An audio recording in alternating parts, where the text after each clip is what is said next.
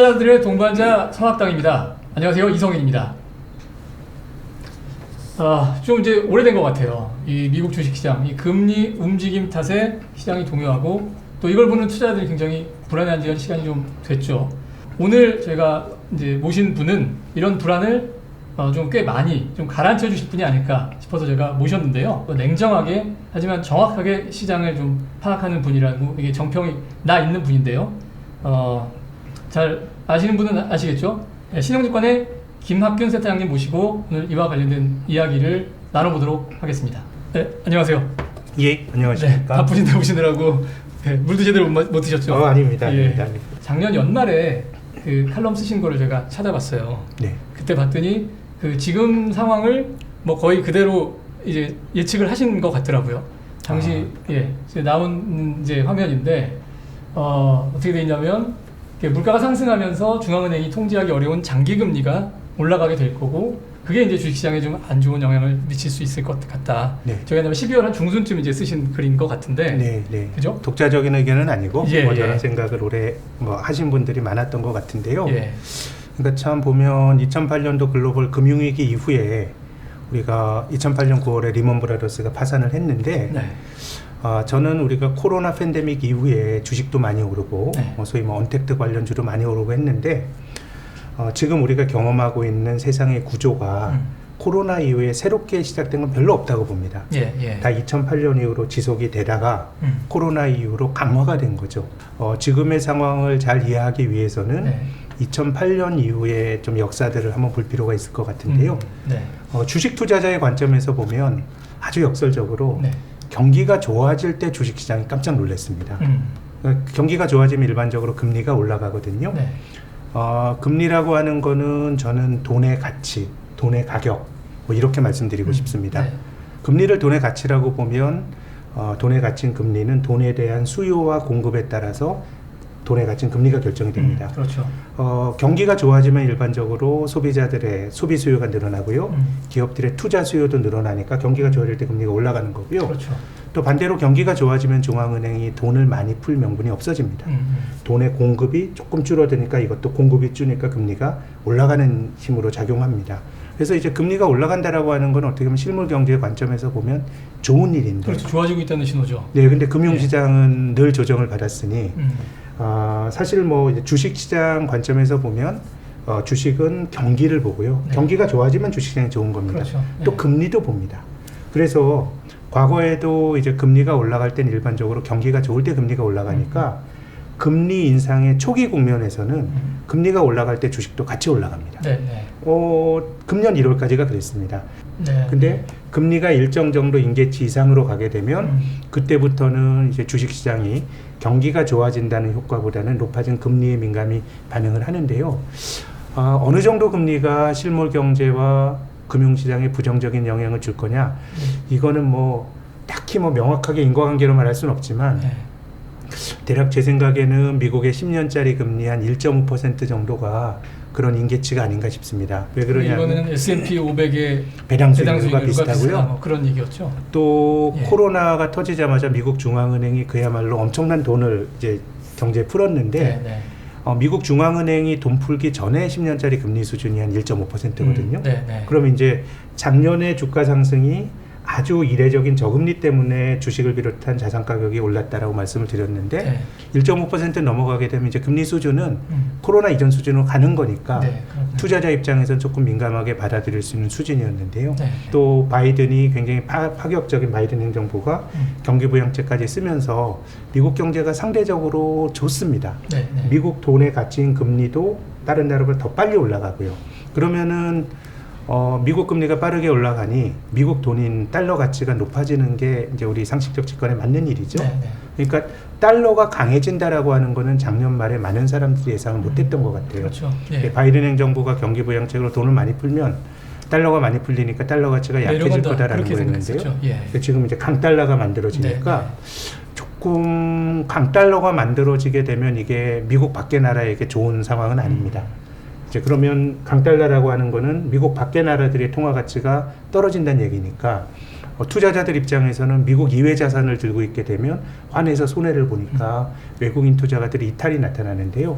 올해 외국인 투자가들의 이탈이 나타난 한국 시장에서 외국인들의 이탈도 그런 맥락으로 봐야 되는데 2011년에 미국 금리가 올라갈 때는 남유럽에 있는 나라들이 재정위기를 겪었고요.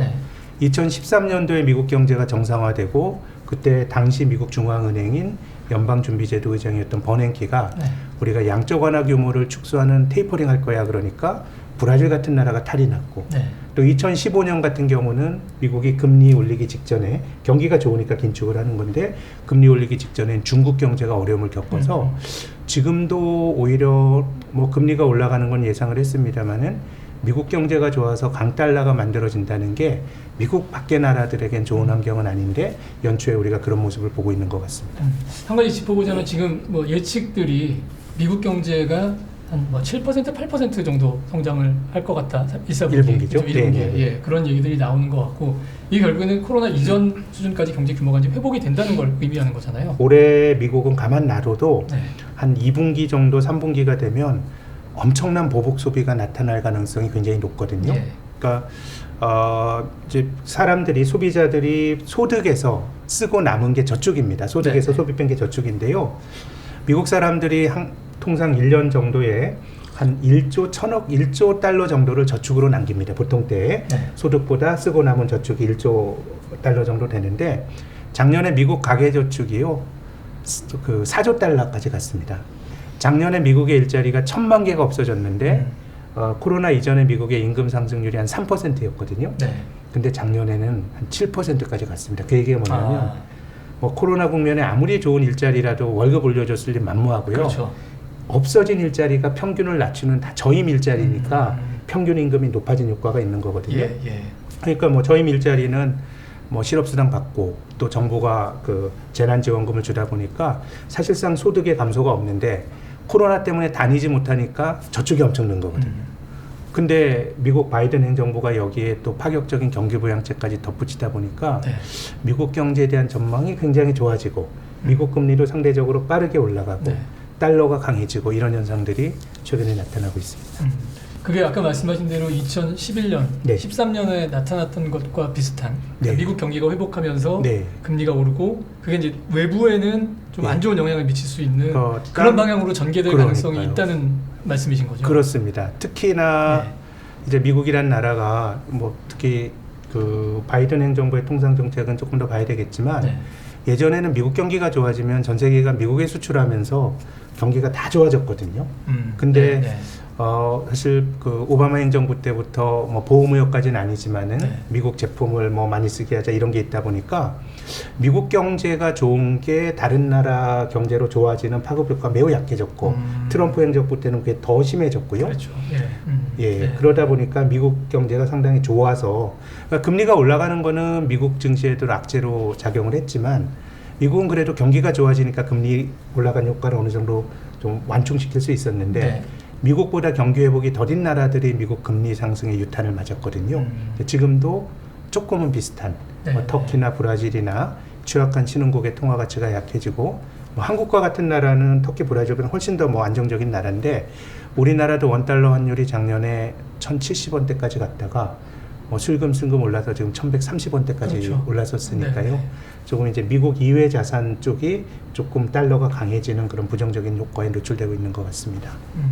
경기가 좋아진다는데 왜 주가는 거꾸로 가는 거야? 이게 왜 너무 역설적인 이 상황에 대해서 많이 이제 좀 궁금해하고 좀 당혹해하고 했었는데 이게 어떻게 보면 미국 시장과 그 바깥의 시장이 조금 온도 차이가 있을 수 있다는 생각이 드네요. 그리고 또 무엇보다도 자산 가격을 결정하는 요인은 어떤 펀더멘탈이라고 해서 경기 요인이 있고 또 금리라고 하는 어떻게 보면 유동성의 요인이 있는데 금융위기 이후로는 경기 요인보다 유동성의 요인이 훨씬 더 크게 영향을 주다 보니 이제 경기가 좋아지는 긍정적인 효과보다는 금리에 그 더 민감히 반응하는 일이 올해도 그렇고 또 2011년, 13년 말씀드린 그런 케이스에서 나타났던 것 같고요. 그리고 또 한 가지는 투자자들이 이제 믿고 있는 거는 중앙은행의 힘인 것 같아요. 저는 금융위기 이후로 뭐가 나빠지면 중앙은행이 다 들어와서 금리를 낮추고 돈을 풀고 이런 것들이 이제 나타나는데 지금은 이제 금리가 올라가는 게 중앙은행이 가지고 있었던 어떤 저금리 정책이나 돈을 푸는 정책에 대한 시각이 바뀐 거 아니야? 뭐 그런 또 의구심도 일각엔 있다고 봐야 되겠죠. 아까 말씀하신 그 남유럽의 재정위기나 네. 또 13년에 그 시장이 좀 빠졌을 때 그때도 결국은 중앙은행이 다시 개입을 해서 시장을 회복시켰던 거죠. 제 생각에는 예. 금리가 여기서 아주 많이 올라가지는 못할 것 같습니다. 네. 지금 우리나라만 하더라도 부채가 많이 늘어나 있고 그렇죠. 또 많은 나라들 선진국들은 정부 부채가 많이 늘어나 있습니다. 그럼 여기서 이자율이 높아진다 그러면 우리나라는 저는 한국 가계가 큰 타격을 받을 것 같고 많은 나라들은 정부가 국민들 세금 받아서 채권자들에게 이자 지급하면서 세금을 써야 되니 금리가 올라가는 게 지금 글로벌 경제는 굉장히 아주 나쁜 그렇죠. 그런 네, 상황이니까 지금 전 세계가 저는 일본과 비슷한 길을 가고 있는 게 아닌가 싶은데요. 일본의 GDP 대비 국가 부채 비율이 한 260% 되거든요. 네, 그렇죠. 정부가 왜 안 망하고 버티냐? 뭐 일본 정부가 가진 신용도도 있지만 금리가 너무 낮으니까 빚내면서 버티는 겁니다. 그래서 저는 금리가 많이 높아지게 되면 중앙은행이 어떤 수를 써서라도 금리를 좀 다시 낮출 거란 믿음은 갖고 있는데, 네. 근데 지금은 중앙은행가들과 주식 투자자들 사이에 약간의 인식의 괴리가 있는 것 같아요. 그러면 중앙은행 입장에서는 네. 아주 폭락하는 상황만 오지 않는다면 네. 약간 거품을 빼는 약간 그런 기회로 생각을 할 수도 있다는 얘기네요. 지난주에 연준의 파월 의장도 뭐 금리 올라가는 거는 경기 회복을 반영하는 거야 이런 얘기를 하고 있고, 앞서 말씀드렸던 우리 한국은행 총재의 발언, 또 중국에서 나오는 발언 이런 것들을 보면은 조금 뭐 주식시장이 조정을 받더라도 아직 고점 대비 10% 이상 조정받지도 않았거든요. 그렇기 네. 때문에 조금은 더 용인을 하는 그런 상황이 아닌가 생각을 합니다. 그러면은 그 사이에 네. 말하자면 그래서 시장이 좀 잠잠해지는 사이에 실물 경제가 그거 이제 쫓아온다. 그렇게 네. 되면은 그게 시장이 과열로 자연히 이제 사라지는 뭐 그렇게 되는 건가요? 진정한 뭐 선순환이 될 수도 있는데요. 네, 네. 근데 그게 참 저는 어렵다고 생각하는 게 네. 그 나라 경제에 돈이 얼마나 풀려야 되냐 이게 정답이 있는 건 아닙니다. 네, 알 수는 없는데 우리나라 경제, 실물 경제를 상징하는 거는 우리나라 GDP, 네. 명목 GDP가 실물 경제를 상징하는 거고요. 이 M2라고 하는 총통하는 화폐 영역에서 풀린 돈의 규모를 보여주는 건데 20년 전, 한 2000년 정도 보면 우리나라 명목 GDP가 한 690조 원이고요. 네. 풀린 돈의 규모는 한 660조 원이었습니다. 네, 거의 네. 비슷하죠? 네. 근데 지금 풀린 돈의 규모가 작년 말 기준으로 보면 우리나라 명목 GDP는 1900조 원인데 풀린 돈 M2는 3200조 원. 네, 네. 갭이 너무 커요. 그렇죠. 아무리 길게 보더라도 저는 이 유동성을 이 갭을 좁히기까지는 실물 시간이 굉장히 많이 걸리기 때문에 유동성 자체가 특히 투자에 있어서는 가장 핵심적인 요인이고 그래서 실물 경기보다는 유동성이나 이걸 보여준 금리에 따라 금융시장이 민감히 반응하는 거는 앞으로도 지속이 될 그런 그 모습이 아닌가 생각합니다. 당분간은 중앙은행 더 열심히 쳐다보고 있어야 된다는 그런 지금은 말씀이시네요. 뭐 중앙은행이 다 네. 2018년도에 미국 경제가 금리 올라가면서 탈이 나니까 2019년에 미국의 연방준비제도가 금리를 낮췄는데 네. 저는 중앙은행이 그런 식으로 금리를 낮추는 건 생전 처음 봤습니다. 보험용 금리 인하라 그러면서 그렇죠. 네. 뭐 선제적으로 우리가 금리 낮춰줄게라고 하는데 뭐 금리 낮추니까 실물 경제도 영향을 받았겠지만 그 풍선 효과가 계속 자산시장 쪽으로만 가고 있기 때문에요. 이번에도 금리가 어느 정도 임계치까지 갔을 때 중앙은행이 어느 시점에서 새롭게 또 등장하느냐가 또 투자에 있어서는 중요한 좀 변곡점이 되리라고 생각합니다. 사실 작년에 이제 금융시장에서 돈을 풀었더니 네. 이게 뭐 큰 기업에게만 가고 뭐 빅테크에게만 가고 네. 또 보다 부유한 사람들한테 더 많이 가는 그런 현상이 지금 일어났던 거죠. 그렇죠. 그래서 이제 네. 이거를 좀 공정한 배분이라고 얘기를 해야 될까요? 좀 더 필요한 사람들한테 돈을 배분하는 방식으로 네. 이제 정부의 개입이 이제 필요해졌다. 뭐 이렇게 좀 약간 패러다임이라고 할까요? 정책이 우선순위가 좀 바뀌었다라고 볼 수 있을 것 같은데. 그럼요. 예, 네, 이게 네. 아까 말씀하신 그 2018년에 네. 일어났었던 일들이 네. 지금 반복되지 않을까라는 그런 걱정을 또 할 수도 있을 것 같아요. 2017년에 미국 경제가 되게 좋았습니다. 예. 이제 좋았는데 다른 나라는 또 미국 경제를 못 쫓아가고 있었죠. 네. 특히 이제 2017년부터는 트럼프가 보호무역을 하면서 미국이 좋은 온기가 다른 나라로 잘 안 퍼지고 있었는데 2017년 말에 트럼프 행정부가 대규모 감세를 해줬습니다. 네. 소득세도 깎아주고 법인세도 깎아줬죠. 경기가 좋은데 감세가 들어가니까 경제에 과열이 생기면서 인플레가 생기면서 장기금리가 올라가고 그래서 2008년 금융위기 이후로 미국 증시가 가장 안 좋았던 게 코로나가 있었던 작년이 아니고요. 네. 작년 결국 올랐잖아요. 그렇죠. 2018년에 주가가 조정을 받았습니다. 결국 금리와 인플레와 경기 정상화 과정에서 주식이 조정을 받았는데 그러니까 경기 좋아지라고 법인세를 내렸는데 네. 거꾸로 주가는 떨어지는 결과를 그렇죠. 낳은 경제가 과열이 생기고 네. 인플레가 생기고 금리가 올라갔기 때문에 네. 그래서 지금은 자산 시장은 저는 금리가 가장 중요하다라는 말씀을 다시 한번 드리고 싶고요. 2018년과 지금을 비교하면 네. 저는 소위 이제 민주당의 블루웨이브 뭐 행정부를 장악을 하고 1월 선거로 상원까지 장악을 하면서 의회까지 장악을 했거든요.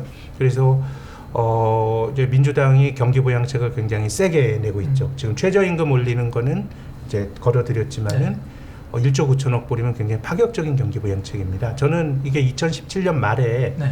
트럼프의 감세와 비슷한 효과를 낼 수도 있다고 봅니다.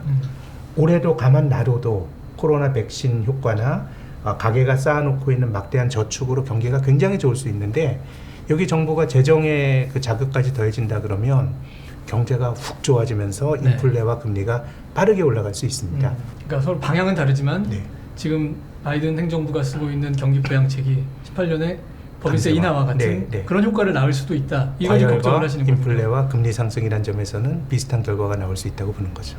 올해 미국 경제가 한 4% 정도 성장 뭐 이렇게 전망이 컨센서스였는데요. 네. 한 달 전에. 근데 지금 이제 그 경기 부양책이 상원을 통과하고 하면서 연간은 5% 이상 성장으로 조정이 되고 있기 때문에 뭔가 강력한 경기 부양책에 대한 기대도 지금 여러 가지 금융시장에 투영되어 있다고 봐야 될 것 같습니다. 네. 마지막으로 한 가지 좀 요즘 많이 좀 궁금해하시는 네. 얘기인데 지금 그 이제 금리가 올라가면서 네. 작년에 굉장히 좋았던 기술주들 주가가 좀 많이 네. 좀 상대적으로 많이 조정을 받았잖아요. 네. 그래서 이게 시장이 좀 성격이 변하는 거 아니냐? 네. 소위 얘기하는 주도주가 좀 바뀌는 거 아니냐? 네. 그렇게 해서 방향을 좀 다시 가야 되는 거 아니냐 이런 얘기들이 많은데 그거에 대해서는 어떻게 생각하세요? 저는 그렇게 생각합니다. 네. 그러니까 기술주라기보단 네. 성장주들이 금리가 올라가면은 좀 약한 게 맞아요. 왜냐하면 금리가 올라가는 거는 주식 전반에 좋은 일이 아닙니다. 근데 금리가 올라가는 거는 경기 호전을 반영해서 올라갑니다. 근데 전통적 경기 민감주는 금리가 올라간다는 부담이 있지만 경기가 좋아질 때 이익이 늘어나거든요. 그렇죠. 그럼 상대적으로 이런 기업이 좋은 거고요. 성장주의 경우에는 순환적인 경기 사이클과 상관없이 투자자들이 그들의 아주 멋진 비즈니스 모델을 보는 거거든요.